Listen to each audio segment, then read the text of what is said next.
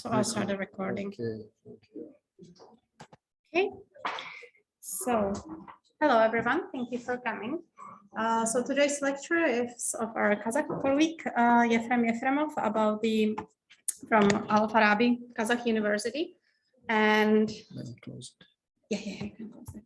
From Al-Farabi, Kazakh University, and he's going to present today about ethnic Koreans in Kazakhstan, which is a topic we met in history classes, of course, and society classes, but he will tell you much more than we ever had the time for. So yeah, this setting is okay? Yes, okay, everything is okay. Everybody, hello.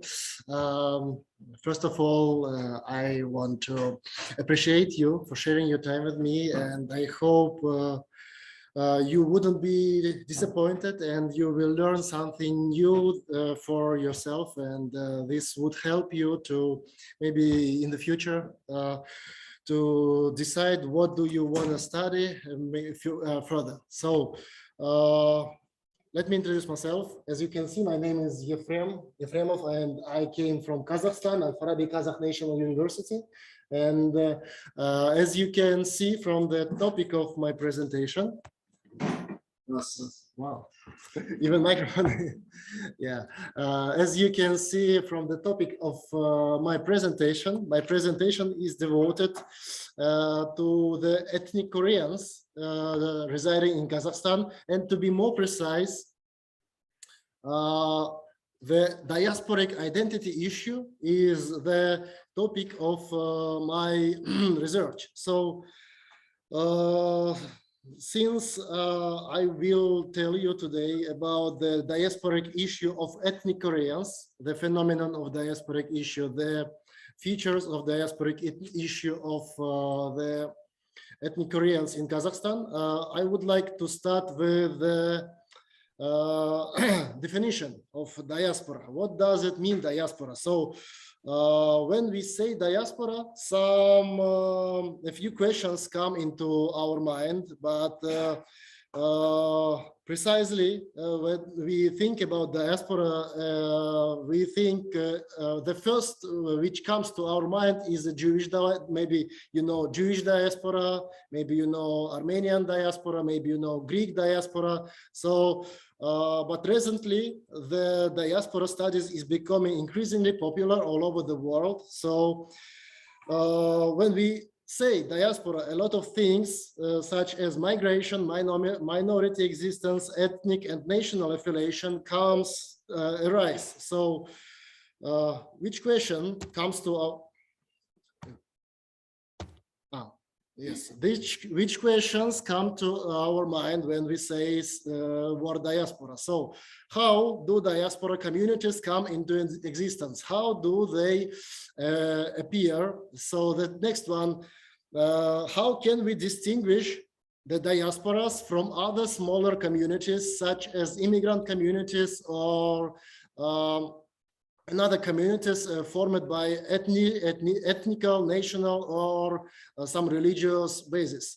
What is the relationship between the diaspora, the host country, and the homeland or kin state, if there is such thing? How has the semantic content of the concept has changed? What did it mean before in past, and what does it mean now, currently? And why has it became so popular? So to speak about word diaspora, it has a Greek origin, that means dispersion, but to Greece it has come from Jewish word gola or galut. Two words mean exile, and consequently the dispersion occurred by this exile. So although the diaspora has been used for Jewish diaspora in the beginning of its history, now it is widely used for Armenian, Greek, African, Irish diasporas, and in case of my presentation, it is used to Korean diaspora all over the world, and particularly Korean diaspora in Kazakhstan.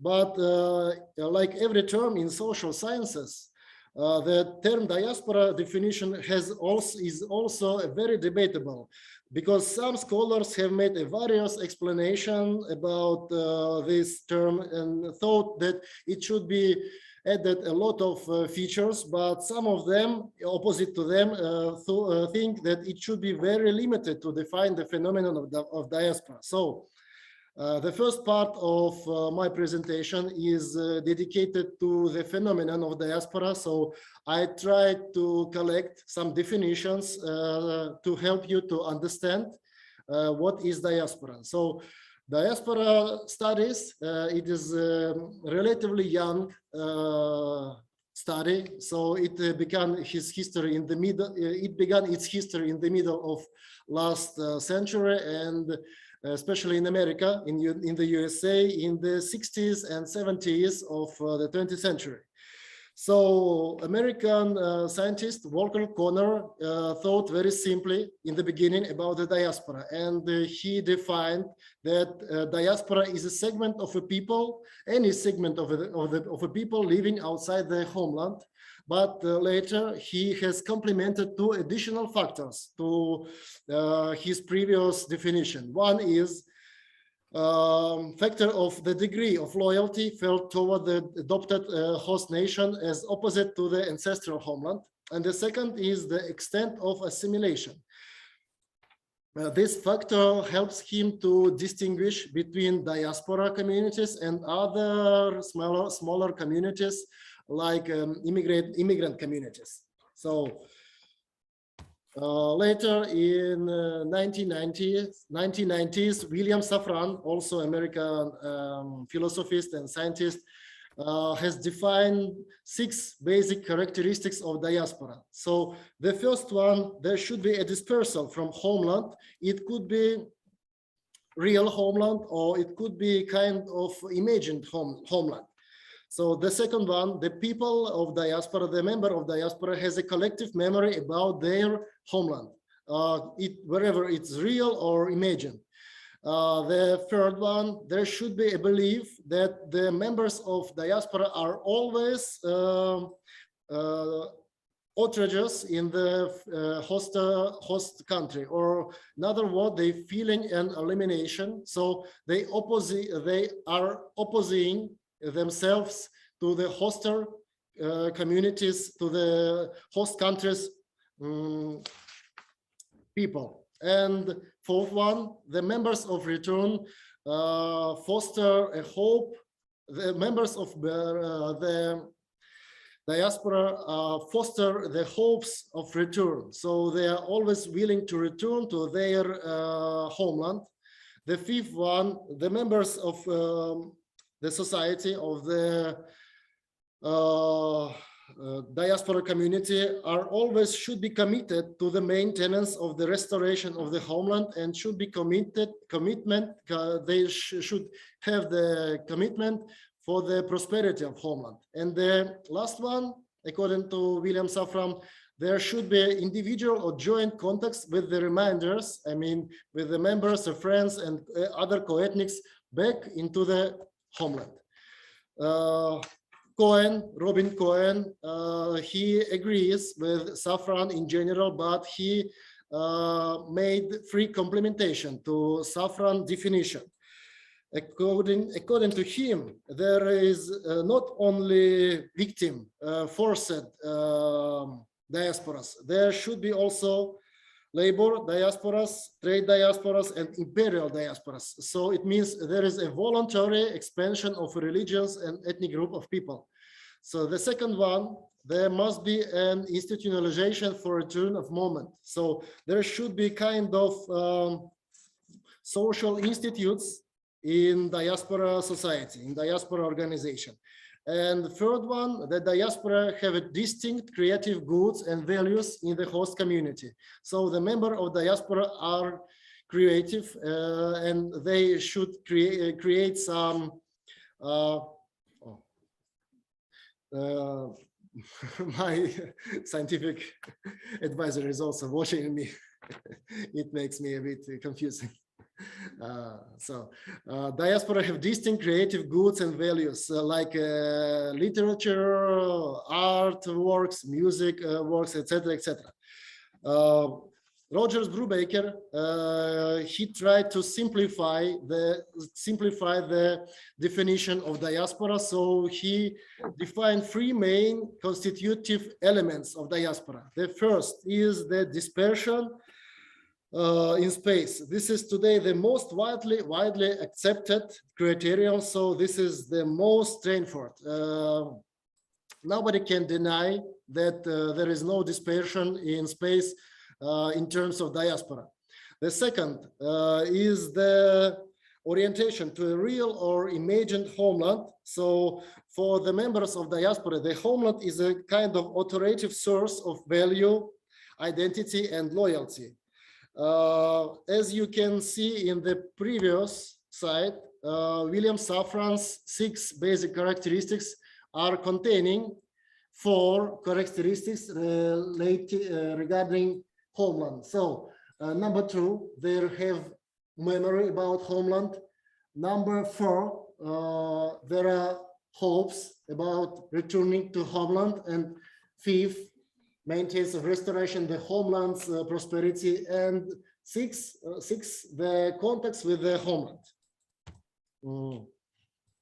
But recently, some discussions, they emphasize the homeland orientation, because diaspora, in fact, does not necessarily mean that the member of diaspora do want to return to their homeland. For example, for instance, African diaspora in USA, they do not intend to return to Africa, or Jewish diaspora in USA or in Europe, they do not have strong will to return to the Israel. So for them, it's a lifestyle to be outside of Israel. Maybe you know there is a big diaspora of Jewish, the Hasidim in the USA, and they are admitting that they living in the USA is a kind of exile. So for them, exile is a style of life. Next. And the third one is the boundary maintenance. The boundary maintenance is kind of tool to preserve a distinctive identity vis-a-vis a host society. So, as I have said before, the members of diaspora always states them opposite to the host community, host society. So it helps him to, this boundary maintenance helps to protect their identity, helps to protect their distinctiveness, and it link member of the diaspora in different states into a single transnational community, international diaspora. What is diaspora? There are a lot of other features which are indispensable to diaspora, and so, for example, there should be a collective national, cultural, or religious identity among the members of diaspora. The diaspora should have an ability to address the collective interests of members of diaspora through various types of institutions. There should be undoubtedly there should be shared imagination and collective memory among the members of diaspora. And of course, there should be importance of the factor of past. So because it is determining factor to present of diaspora members. Simply saying, for diaspora, the past is widely seen as a define their present, as may as them trace their dispersions and sense of collective identity. Part 2. The second part of my presentation is tackling the term of diasporic identity. So what is diasporic identity? It's a feature of diaspora. So according to Stuart Hall, diasporic identity is always constructed through memory, fantasy, narrative, and myth. And he complements that identities are about question of using the resources of history, language, and culture in the process of becoming rather than being. So I highlighted the phrase process of becoming, because if identity relates the process of becoming, so I assume that the diaspora is a kind of process of becoming rather than some kind of existence. So to diaspora, it is not important who we are or where we came from. For diaspora, it's much more important what we might become, how we have been represented now. So according to Stuart Hall, diasporic identities are constantly producing and reproducing themselves anew and anew and anew through transformation and difference. So the diaspora experience is defined by a conception of identity, which is living through and with the difference, but not despite. So Robin Cohen also tried to make a definitions of characteristics of diaspora, and for him, the existence of diasporic consciousness or diasporic identity as a common feature is diaspora helps to diaspora. It's a strong ethnic group consciousness sustained over a long time and based on a sense of distinctiveness. So for him, one of the most important factors to build diasporic identity is having a cultural and religious heritage, of course, and to have a belief in the common faith. So regarding the common faith, I would like, common faith. Regarding the common faith, I would like to speak to tell you about some conclusions which one German scientist named Ruth Wittlinger made regarding the German diaspora. He has researched, he has studied German diaspora, especially in the former Soviet Union, and he came to the conclusion that victimhood became an important part of diasporic identity construction, mainly especially during the 20th century. So those, I believe, the same fate of victim has affected on the formation of diasporic identity of Koreans in Central Asia. Probably, I hope you have heard about Stalin's political repressions in the beginning of 20th century. It also is calling political cleansing, while a lot of minority has been forced to move from their homeland, especially to Central Asia or somewhere in Siberia, in the middle of Russia. So there is some additional definitions of diasporic identities, and they are telling us that identity is not fixed, as Webner said. So Abramson advocates his definition and said that diasporic identity is a fluid rather than fixed. And Hachik Tololian and Kovakyan also made a definition. According to them, diasporic belonging involves continuous construction of identity. So continuous means not fixed, so it is continuous in process, in time and in space. So diasporic identity is kind of process rather than fixed phenomenon. So I guess, and I hope Everyone is understanding me well? Yes? Yeah.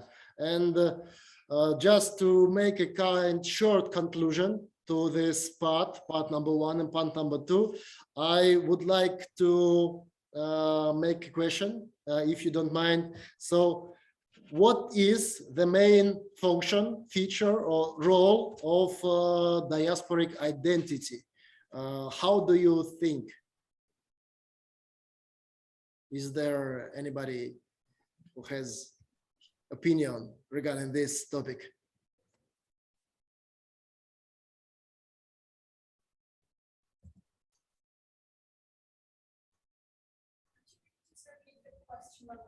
Yeah, I have explained about the phenomenon of diasporic identity. Yes, I said that diasporic identity helps diaspora to be constructed, etc., etc., etc. So I would like to ask you, what is, according to your opinion, what are or is, according to your opinion, the main features, the roles, the function of diasporic identity in terms of diaspora? Okay, so regarding the features, it would be a group of people somehow alienated from their homeland to a different space. Yeah. Regarding the features, there would be the common fate, and some collective like consciousness of their homeland. Yeah. And It's okay. Sometimes it happens. But regarding another important point is that it's constantly changing and evolving into something different, and it doesn't just stay constant. Yeah. It's always under affection of environmental and political or social or etc., etc. For example, as far as I know, in Czech, there is a great and a long history of Jewish diaspora. So there are a lot of historical, how should I say, heritage. Yeah, around us for synagogues and etc., etc. So maybe there is a Jewish. I'm a half Jewish. Yeah, maybe there is a Jew around us, and what can help Jews to maintain, to protect them from outside world. So for me, diaspora is kind of shield. So to protect diasporic identity is kind of shield. Yes, to protect diaspora from assimilation. Yeah, from acculturation. If, for example, if Jews come to, if there is a Jewish community, but they do not keep their traditions, customs, they do not follow the religious, they will be assimilated, acculturated to the hosted community, and there will be no diaspora. Okay, there will be a lot of Jews, but they are not a community. There is no a kind of link that connected them together. So the diasporic identity, it's a kind of shield to protect the members of diaspora and diaspora community itself from assimilation, from acculturation. It means from the influence from outside. Yes. And the second, according my opinion, it helps to preserve and to maintain the ethnic culture and certain subnational identities. But regarding the Jews, there is a belief that Jews are not ethnic group. It's a rather religious group. Yeah, because there are, to be honest, there are black Jews, there are yellow Jews. Yeah, and all of them are Jews. They're accepted by Israel, but they have different blood in their veins. So for them, for Jews especially, ethnic factor does not matter. Yeah. So let's go to the conclusion of part number 2. So according to German Kim, it is not diaspora that gives birth to diasporic consciousness. Other word, diasporic identity. But on the contrary, diasporic consciousness or diasporic identity creates diaspora. So what is the first, egg or hen? Nobody knows, but I suppose and I believe that diasporic consciousness appears firstly, and after it gather people around itself and it build the diasporic community. So what does have diasporas as their features? They have a kind of distinctiveness of historical destiny, fate. Yes. And of course, they have similarities and differences with the parent ethnos, with the motherland, and they try to keep support communication channels with the kin state, with the homeland. And of course, they are striving, they are challenging for intra-diasporic consolidation. They are trying to be together, Jews with Jews, Koreans with Koreans. You can see, especially in the USA, there are a lot of Korean towns, China towns, Jewish settlements, let's say this. But simultaneously with this, they are keeping their inter-ethnic integration in the host country. They are not living totally separated from host country. So, okay, let's move further.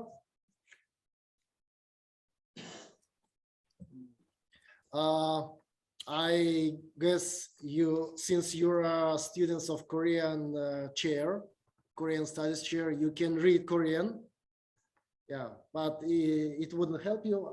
This time, all presentation is in English. Just few words. As you know, Koreans in Korea are called themselves Hanguk Saram or Hanin, and Koreans in North Korea, DPRK, calls them Choson Saram. Koreans in Central Asia and in Russia calls them korё Saram. There is other history. I will not tackle this history this time, but korё Saram, if you hear korё Saram or korё-in, it means you are hearing about Korean from CIS. Yeah, and my presentation is devoted to the korё Sarams, Koreans in Kazakhstan. So Kazakhstan has not so much population. It's around 20 million or much or more, and around 100,000 of them are Koreans. So besides Koreans, there are a lot of Russians, Ukrainians, Chechens, Armenians, Georgians. So Kazakhstan is kind of multi-ethnical, multi-religious, multicultural country, and the indigenous people are only around 70 or 80%. Another 20 or 30% are consisting of minorities. So, yeah. Korean history of Koreans in, let's say, in Russia. Russia began in 1860s. So they moved from Choson to Far East because of some internal problems. Simultaneously, they moved from North Korea. Let's say North Korea, recently it's North Korea. They moved from the territory of modern North Korea to Russia, Far East, and to China Yanbian province. So they used to live in Russia since 1816 till the beginning of 20th year. And you know, in the beginning of 20th year, there was a Red Revolution, Communist Revolution, and new country, new state has been established in the territory of Russia and present Central Asia. There is no pointer. Excuse me. Oh, really? Oh, yeah. This is the territory. I don't see well. Yeah. This is the territory of Kazakhstan and Uzbekistan. It's a two representative republics where the Koreans has been forcibly moved during the 1936. So going back to the past, by 1936, it was around 170,000 Koreans lived in the Russian Far East before deportation, here, somewhere here.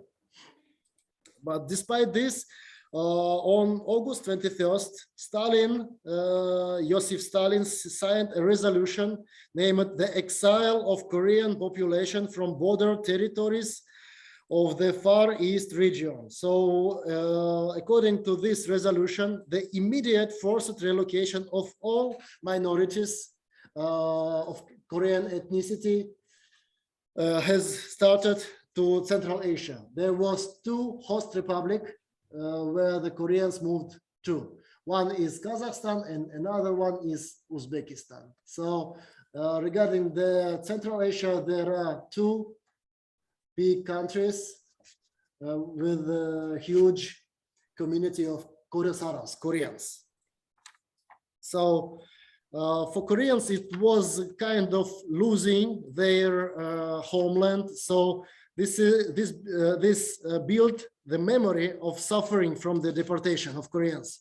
So this formed one of the important factors of memory and the basis of Korean diaspora consciousness in Kazakhstan, particularly, and which undoubtedly influences the formation of diasporic identity.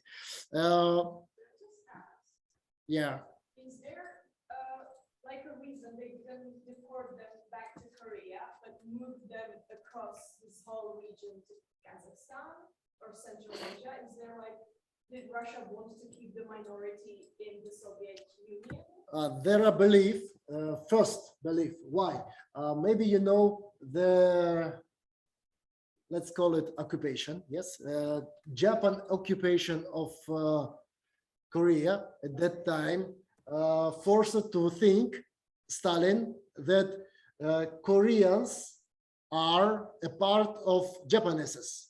They look alike, they speak some strange language for Stalin, yeah. So he thought they are, in case of war, he thought that all Koreans would join the Japanese army, simply saying, and otherwise all of them are spies.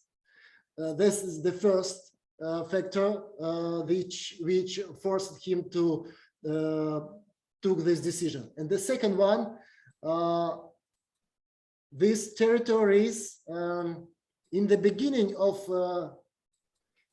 20th century, there was a kind of collectivization. So maybe you heard about this phenomenon, maybe not, but the Soviet Union's government decided to took every welfare from rich people and to disperse among other ones. So in Kazakhstan, there was a lot of people who has big herds of animals. So around 1,000 or more heads of cows and camels. In Uzbekistan, the same. But during the collectivization, they began starving. people began to starve and to die. So a lot of people have died in that period. So it began very empty territory. So Stalin decided to fulfill the territory with other minorities. So not only Koreans were forced to move that time. A lot of there is a Volga River. Yeah, a lot of Germans were used to live on the Volga banks in Russian Federation before Red Revolution, before the revolution of Red Army, and they also has been moved to Kazakhstan and Russia. A lot of Caucasus ethnic minority has been moved to Kazakhstan and Uzbekistan. So it was a kind of trick to fulfill the empty territories for Stalin. This is my opinion. Yeah. In Uzbekistan, there are a lot of settlements, and in Kazakhstan, it was the main settlement called Ushtobe. This is, do you see it well? I hope, yeah. Called Ushtobe, which has hosted the Koreans. It was cold winter, and Koreans has came in such wagons without any facility like toilets, like water, like men's like kind of separation, partition for men and for women. So a lot of Koreans, of course, have died, and a lot of Koreans have died after this has been landed. So for korё sarams, diasporic identity has been built based on this trauma. Yeah, so considering this and considering the multi-ethnical environmental, multicultural environmental of Kazakhstan, particularly, the diasporic identity of korё sarams is a kind of composite of numerous identities based on a shared cultural heritage, and has a kind of mosaic character. So korё sarams, Koreans, were forced to preserve their ethnocultural identity, otherness, Koreanness, purity, but long-term coexisting and adaptation process to new social cultural conditions determines the process of acculturation and assimilation. For example, you can barely find any Korean, I mean korё saram, in Kazakhstan or in Russia or in Uzbekistan with Korean names, first name. They have Korean surname, last name, but all of them, mostly 99% of them, have Russian names because of the Russian influence, the Russian culture, Russian education. So yeah, as you can see, there are a representative photo which shows that there are Koreans, Kazakh, Russian, Ukrainians. There are Chechens, kind of. This is maybe Moldovans. Yeah.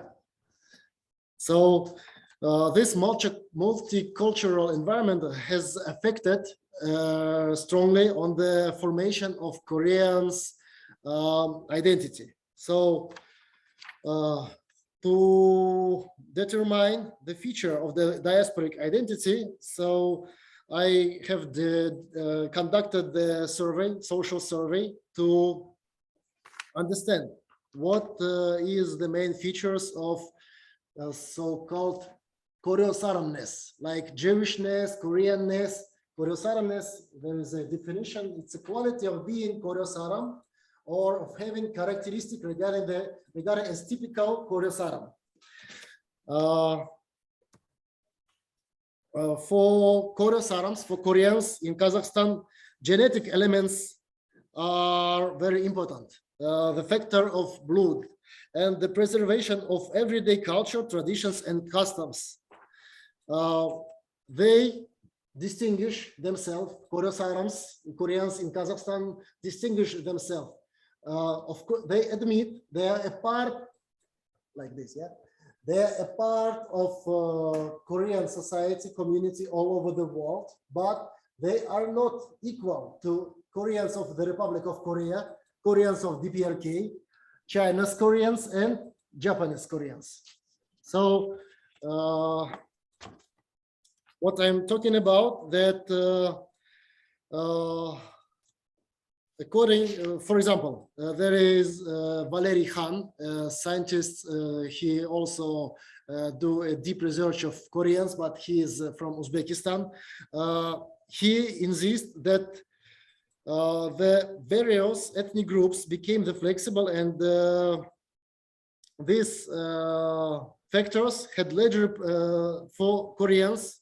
It had largely positive psychological attitudes toward the ethnic diversity, flexible models of behavior in a multi-ethnic environment, which affected the formation of diasporic identity. So to repeat one more time again, the multi-ethnical environmental of Central Asia, of USSR in past and the CIS recently, are affecting continuously on the formation of diasporic identity of Koreans. So consequently, the diasporic identity of Koreans in Kazakhstan is a construct of various identities based on the singular cultural basis, cultural and genetic basis.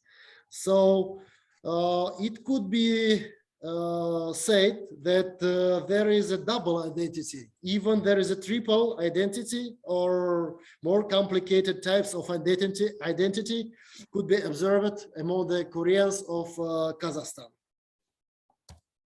So intangible heritage. Intangible heritage plays a very crucial role to preserve, to keep the Korean identity in its diasporic interpretation.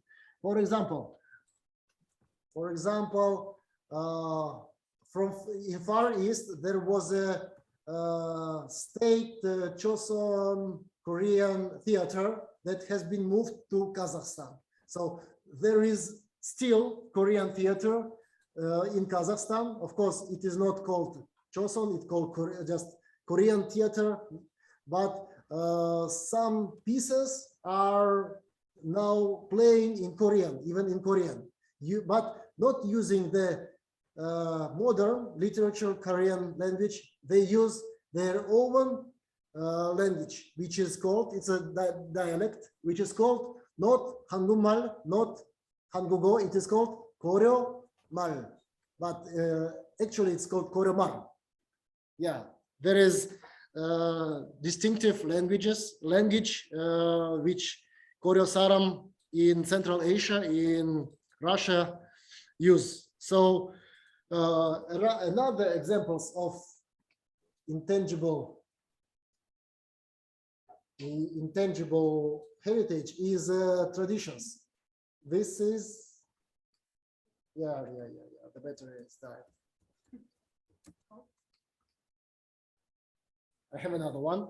Just in case. Actually, I have one too.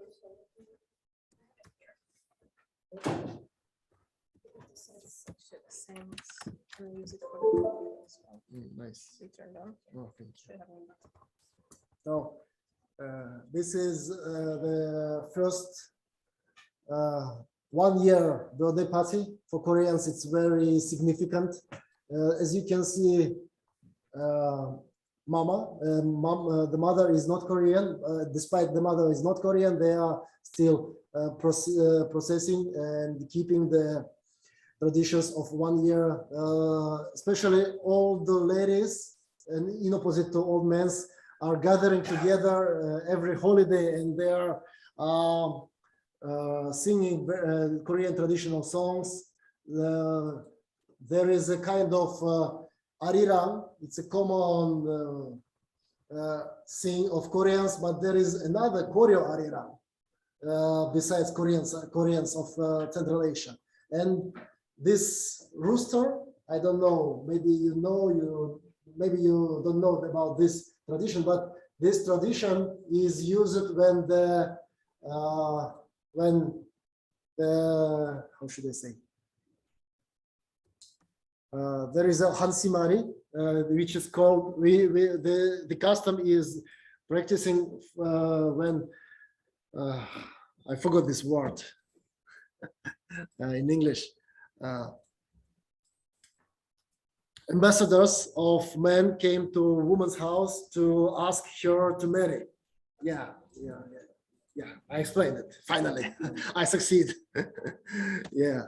Another examples of intangible heritage. As you can see, there is korё indire ariram, there is Choson Kukchang, now it is Korean theater in Kazakhstan. There is a tradition to gather together every holiday, especially among elders, and it's not intangible, it's kind of tangible heritage, but in every market you can meet Korean ladies selling Korean salads, but it is not original Koreans, it's kind of localized to Kazakhstan environment, Korean salads. And here, this book is, the name is in Russian, but it is written family traditions and the customs of Koreans residing in Kazakhstan, published in 1992.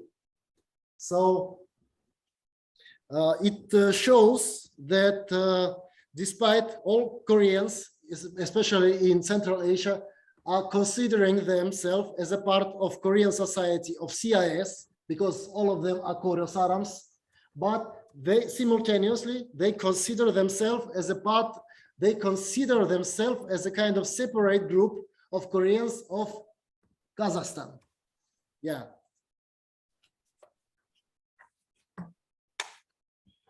So regarding my research, I tried to conduct online close type social research, and some questions I rose. There are criteria by which the korё saram Koreans perceive themselves to be Korean and korё sarams.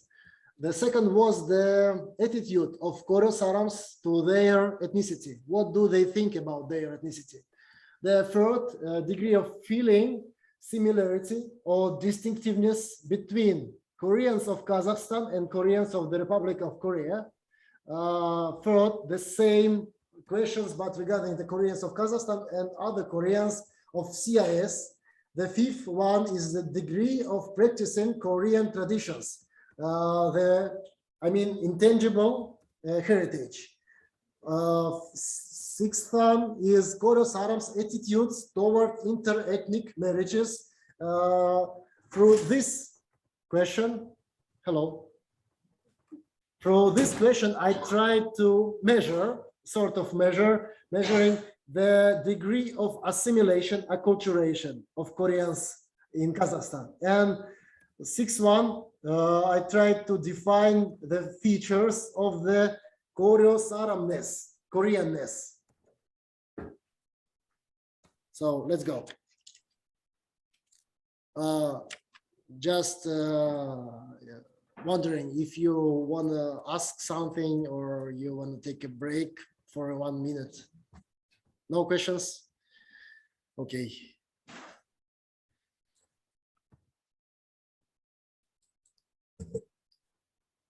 So it is the recent situation, yeah, it's recent situation. I try to define, to make a kind of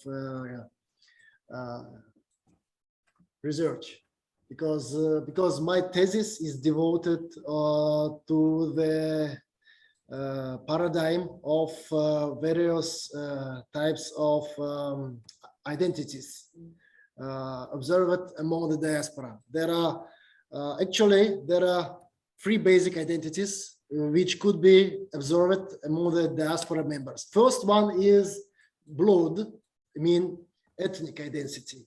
The second one is the passport, It means the national identity. And the third one is the diasporic identity. How do these three types of identities cooperate or influence on each other, and what is the final goal? These three identities will lead the diaspora to. So I tried to define, to find out what is the main factors that determine Koreans as Koreans. Of course, as I thought, the first one is genetic or factor of blood. It is the main factor considering the most important for Koreans to determine them they as Koreans. The second is appearance. So phenotype, their face is very important, because if you're Korean but you look not like Korean, other people from outside do not recognize you as Korean, so it influences on your recognition of yourself. The second one is appearance, and the third one is a mentality. So Koreans in Central Asia believe they have some special, distinct mentality, which is different from mentality of indigenous people, of Kazakhstan, mentality of Russians, of other minority, and mentality of Koreans in all over the world and in Korea. The interesting thing that I have found that let's remember that in previous slides I have shown that according to some scientists, the language is a very important factor influencing on diaspora formation, diaspora maintenance, and consequently on the diasporic identity. But in case of Koreans of Kazakhstan, the language, korё, mar, the language of Koreans is not important for them to determine themselves as Koreans. So to be honest, recently a lot of Koreans are studying Korean, but it is not their historical Korean language. It is not korё-mar, it is modern literature Korean, Hangulmal. So for them, their korё-mar is not important factor which defines them as Koreans. The second one, so their attitude to their identity. Are they proud of being Korean, or are they ashamed of being Korean, or it doesn't matter for them wherever they are Koreans or not? So the vast majority, almost 3/4 of them, are proud of being Korean, and other 25% of them don't care about what diasporic group they belong to. I assume that this group of people's mind is affected by high level of acculturation. So for them, they doesn't matter who they are by their ethnicity, but why a vast majority of Koryo Sarams are proud of being Koreans? Because of what? Because of, why do you think? Why? What do you think? Why? May I ask you? factor of South Korea. There are high positive image of their homeland. One. Second is a kind of specific feature of Kazakhstan Koreans. So in Kazakhstan, Koreans are, we should admit, Koreans are very successful group of people. For example, this is Forbes list, the richest person in Kazakhstan 2021. So as you can notice, first place, second place, wow, 25th, 23rd, etc., etc. So among 50 peoples, 50 richest person in Kazakhstan, 1, 2, 3, 4, 5, 6, 7. 7 peoples are Korean ethnicity. So the hetero stereotypes of Koreans are very positive. As well, there are a lot of famous peoples of Korean origin, of Korean ethnicity in Kazakhstan.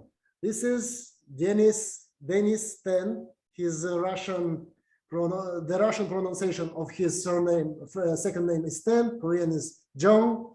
This is Anatoly Tsoi, like Victor Tsoi, Czech. Yeah, he is famous, quite famous singer in Russia, but he is originally from Kazakhstan. This is, maybe you don't know, this is Korean famous magician called Yuri Pya in Russia, in Korean Be. This is former president of Kazakhstan. Yeah, the first president. And this one, I think you know, Triple G. Don't you know, boxer? Wow. Everybody in Kazakhstan knows him because he is from Kazakhstan. You can Google Triple G. He is quite famous boxer. Despite he does not look like Korean, and his second name is not Korean. Triple G, why Triple G? Because his family name is G Golovkin. His name is G Gennady, and his father name is also G. That's why Triple G. Despite his family name, his second name is not Korean, but he is half Korean. His mother is Korean. And every time speaking about his ethnicity, he speaks like this. I am Korean, I am Russian, and I am Kazakh. Of course, it could be a result of some political issues, but he never denies that he is Korean, half Korean.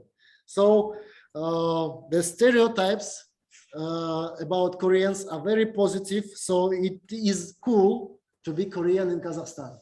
It is cool to have Korean friend. Yeah, so next one. The next question, I tried to understand to what degree Koreans in Kazakhstan feel the similarity between Koreans of Kazakhstan and Koreans of the Republic of Korea. There are a lot of spots, and you can see the group of spots here in the middle. So it calls mode. Mode, it's a very common value in statistics, and the mode is the mostly frequent answer is the 50. So 100 is totally same, 0 is totally different. So 50, it means that Koreans in Kazakhstan thinks they are not so far and not so close to Koreans of the Republic of Korea. But the average value is 45. It shows that Koreans are rather feeling them rather more different from Korean of the Republic of Korea. So next one, degree of feeling the similarity between the Koreans of Kazakhstan and Koreans of other CIS country. So through this question, I tried to understand, do the Koreans of Kazakhstan feel themselves as a part of Korean society all over the CIS, or do they feel them as a kind of distinct community? So almost half of them, more than half of them, as you can see, insist that they are different from Koreans in Uzbekistan, Uzbekistan, Russia, or maybe Ukraine, maybe where Koreans do live else. So 10%, almost 10%, insist that there is significant difference, and other 40% are insisting that there is a difference. So it shows, it advocates that Koreans of Kazakhstan are perceiving themselves as a kind of separate, distinctive group of Koreans among Koreans of CIS and Central Asia. So the degree of observance of Koreans' traditions and customs, intangible, speaking one more time about intangible heritage, which helps Koreans to keep their identity. As you can see, 55 plus 30, let's say 5, it's around 90% in general who are keeping, processing Korean customs and traditions. More than half are keeping traditions as much as possible, and 1/3 of them are keeping traditions just selectively. So it means that the vast majority, this 35 plus this 55, vast majority of them are maintaining their identity through observing the Korean traditions. So what kind of traditions are important for you? There was a question. So as you can see, the most frequent 4 traditions are called Asendi. It's a Koromar dialects word for 1 year birthday. In Korean, it is called Chotol, Tolchanchi. Yeah. The second one is Hwangabi. We Koreans call it Hwangabi, but it's Hwangab 60 years anniversary. The third one is funeral and other wakes. Especially, every autumn there is a Hansik holiday, but our Koreans in Kazakhstan, they call it Parents' Day, because on the Hansik, they go to cemetery and they do balls and they do cleaning, so they call it Parents' Day and wedding. So in Korea, there is a phenomenon of 3 or 4 tables. It means during the person life, person should give and receive in total 3 tables. 1 table for him personally is prepared by his parents. One table he prepares for his parents when they are alive. 1 table he prepares for the parents after they died, and 1 table is being prepared for him at wedding ceremony. So lifestyle cycle traditions are very strongly observed in Koryo Saram society of Kazakhstan. So here you can see some examples. This is a 60 years anniversary called Hwangabi in Russian style. Yeah, this is a wedding.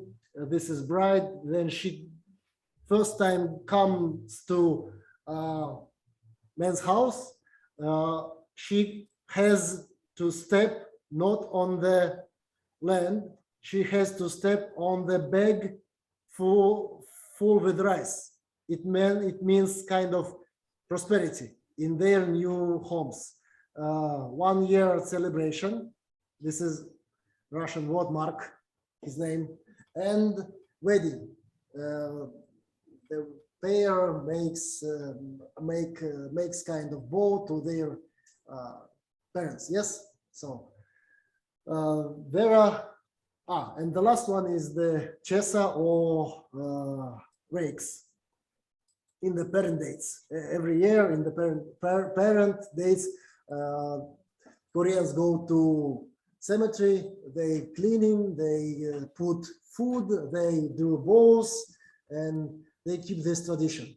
So 1, 2, 3, and 4 main tables. Yeah, tables in the life of korё saram should be yes. The next question is also is connected to the daily culture, to the cuisine of korё sarams. So the question was, how often do you cook the korё saram cuisine at your home? And as you can notice, the 90, let's call it 90% practice almost every day on the regular basis cooking the Korean dishes. So it means they really observing traditions and they really following the cultural codes, not only just speaking about it. And 11% they also cooks, but not on the regular basis. But if we add plus 11 plus 88, it would be almost, oh, let's say 100%. Yes. Yeah. There are examples of localized Korean dishes. This and this one are similar dishes called kuksi or kuksu in literature Korean language. This one, maybe you don't know about this one, but this is a kind of mandu, wang mandu. Yeah, but this dish, he has its own name in Russia, in CIS. We call it pyagodze. In Sakhalin, there is the same, let's say, bread with meat inside, and they call it pyanse. It's a dialect, but there is a word pyonsu, which describes this king mandu, king dumplings. Yes, and this one, maybe you don't know, but there is a dish called kazia. The first word ke is a ke. You speak Korean a little bit, yes?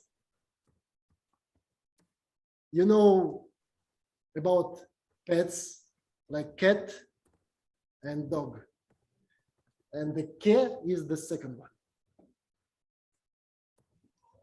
This, okay, next. Now you got it, yes? Yeah, so to understand the degree and the attitude, the degree of assimilation and acculturation of korё sarams in Kazakhstan, there was a question. The attitude towards bi-ethnic, inter-ethnic, getter-ethnic marriages in general. It means not in personal, but in general. And in general,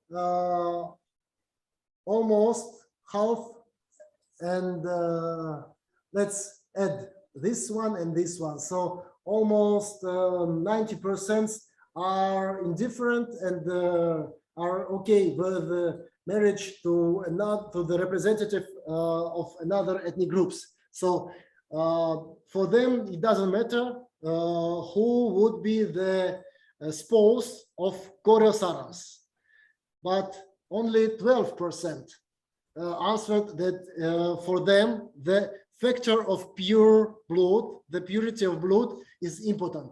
But this question was the general attitude of korё sarams regarding the marriages between Koreans and not Koreans.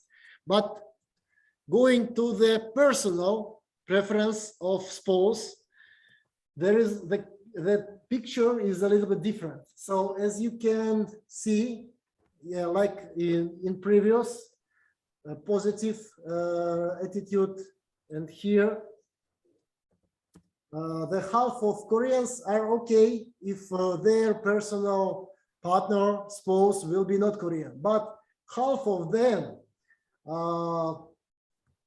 rather go marry with Koreans rather with not Koreans. So 1/4 prefers to get married with Koreans from Kazakhstan, maybe because of the similar mentality, similar cultural, because even Koreans in Kazakhstan and Koreans in Russia are different from each other. For example, my personal experience, even I speak Russian. For me, my mother language is Russian. I think mostly in Russian, and I think I'm Russian according to my cultural codes. But when I go to Russia, Russians from Russia are seeming a little bit strange for me. I cannot understand their way of thinking. I cannot understand their behavior. I cannot understand their way of thinking. So I cannot understand their culture. So even we are the same Russians, we are different. So Koreans from Kazakhstan prefer to get married with Koreans from Kazakhstan. Korean from CIS. Okay, Kazakh Koreans agree to have a spouse from CIS. The portion is around 10%. Koreans from the Republic of Korea, I mean, Koreans who possessing the Korean passport, around 10% are ready, are willing to get married with Koreans, but I assume that this question is based on a lot of young Koreans they absorbed Korean culture, they learn Korean language, they are watching Korean dramas. So for them, it could be kind of dream to have a Korean wife or husband, and only 2% are willing to get married with Kazakh. So since in my survey, the objects was not only pure Koreans, there was half Koreans and 1/4 Koreans. I suppose that they are ready to get married with Kazakhs because one of their parents assumably was Kazakh. So responsibility. This word responsibility I highlighted previously, just for your reference.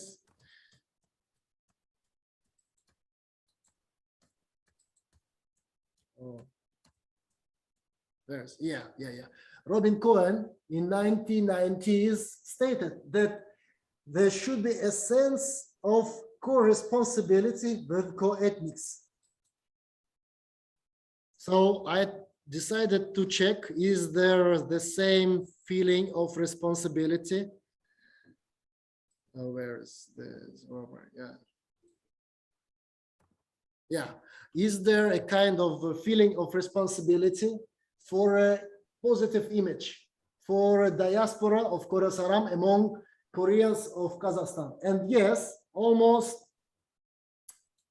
3/4 of them, 3/4 of them are feeling they are responsible for their behavior. It means they have a high degree feel of belonging to the diaspora. So they are feeling belonging to the korё saram's diaspora. Thus, they have a responsibility for a positive image of diaspora image. And 1/4 of them feel it is not obligatory, but they are not denying it at all. Only 4% of respondents have responded that it is not obligatory to feel any responsibility. So it is not obligatory, mandatory to feel any feel of belonging to diaspora.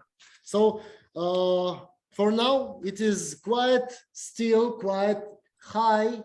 23 plus 71 is, let's say, 95. Yes, let's say 95. A very high degree of feeling of belonging to diaspora among the Koreans of Kazakhstan. And what is the features, main characteristics of korё saram of Korean diaspora? Let's say the most important feature for them is a kind of historical destiny. Yes, I tried to distinguish the certain fact, phenomenon, trauma of force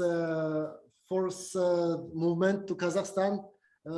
Maybe young generation is not very aware with this trauma, but for them, they believe they have some kind of collective historical memory, historical fate. This is the, I'm sorry. yeah. Does it mean they feel they are coming from Kazakhstan? They are feeling, as far as I understood this answer, they are feeling that they have some certain distinctive history which brought him to Kazakhstan. Yes. That's why they are feeling them as a part of Kazakhstan. Yes. The second one, important, yellow. The symbiosis of different cultures, since they grew up in the multicultural, multi-ethnic environmental. For them, having the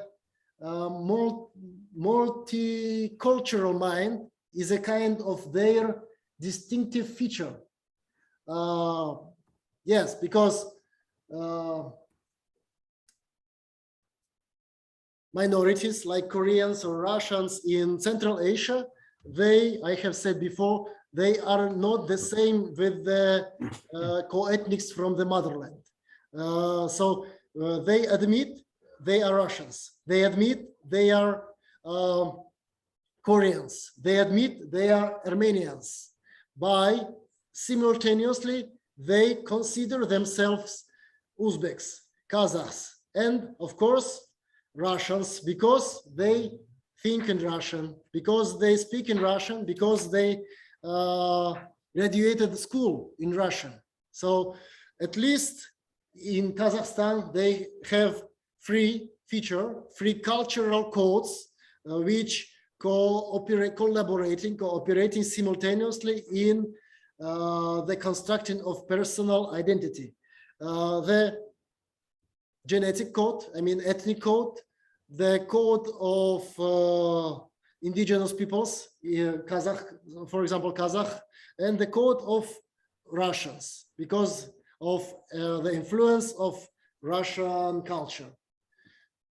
The identity of Koryo Saram. So they believe they are Koryo Saram. They are not only Koreans, they are Koryo Sarams, and they have their distinctive history of Koryo Sarams. And the dialect language aka Koryomar. I have introduced about Koryomar previously. The interesting thing, is the Koreans in Kazakhstan or here in Central Asia do not speak Koryomar very well. Maybe aged grandmothers and grandfathers do, but younger generation do not speak. Despite this, they believe that Koryomar is a feature of Koryo Saram. So, next one. And the last question I gave to my friends and not friends, Koreans, is who you are. Are you only Korean? Are you not Korean? Do you consider yourself Koryo Saram or not? This is to check the degree of assimilation and acculturation. So, as you can see, 90% they consider themselves as Koryo Saram. So, what does it mean? So, it means for them that they are believing. Oh, is there a schedule? There is no 7 o'clock. I have 30 minutes more. I have 30 minutes more. No, we should finish at 7 o'clock. What time is it? 7 o'clock. It's only there is no watches in front of me. So I just lost my.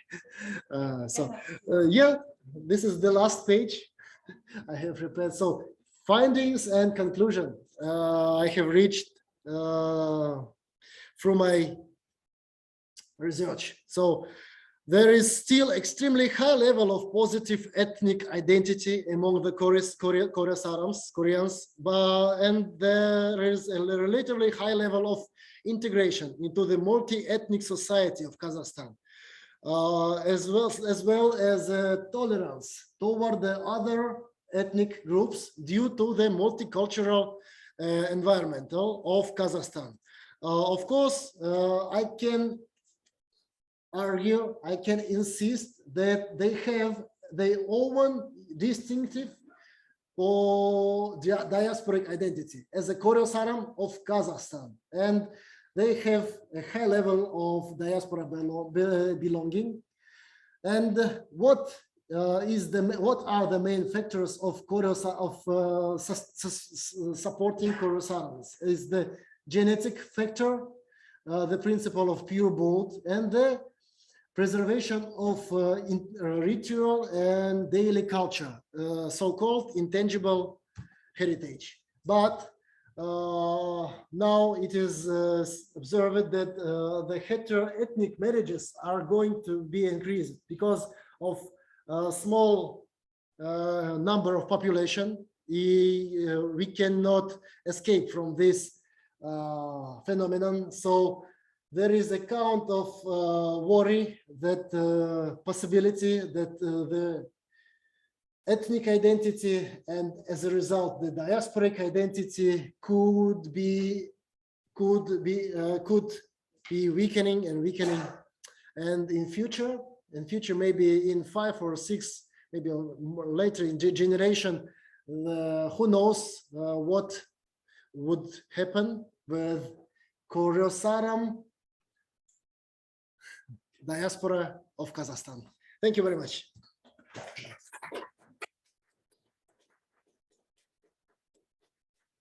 can give some time for questions if there are any questions. I Like, hope. questions from 15 or 17, so I think we can give it a few more minutes. If you Yeah. have any questions.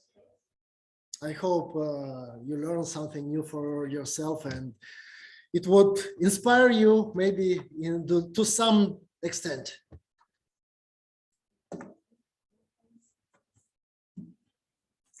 The interesting thing that my focus group is korё сарам, are Koreans, but actually you can, how should I say, you can project the same research on the other groups of minorities, even maybe here in Czech, or maybe in somewhere in Europe. So I hope to receive 1 or 2 questions because of limit of time. Maybe I'm just interested in if you can maybe compare different diasporas, if there is maybe some like very distinguishing thing for the diaspora. For example, if there are more feel like they more are a part of the diaspora than other diasporas. If I'm making sense. You mean compare various Korean Sarams diasporas among each other? Yes, for example, is there something very specific for the Korean diaspora in Kazakhstan that is maybe not so strong in other Korean diaspora? Yeah, this is a very interesting and good question. Korё Sarams, Korean diaspora in Kazakhstan, Korean diaspora in Uzbekistan, and the biggest one is in Russia. So, and the 4th Korean diaspora, which lives in Sakhalin Island, but they are not Korё Sarams. They consider themselves as Koreans, but they are not Korё Sarams. It's also Korean diaspora. So, yeah, I'm planning to conduct a sort of research, but being a part of Kazakhstan, me personally, for me, it is much more convenient to conduct on-site researchers, on-site studies. Remote researchers and remote studies have a lot of limitations. So it's a little bit difficult. So now, if I can find somebody from Russia or from Uzbekistan who has the same interests in the same field of in the same academic field, it would be possible. But actually, frankly speaking, it is a bit difficult. Even there is a big diaspora in China. It is difficult for me to conduct the same survey because of connections and distance. I have to go there maybe next time. Yeah. But thank you, it was very interesting. Oh, thank you very much. Thank you.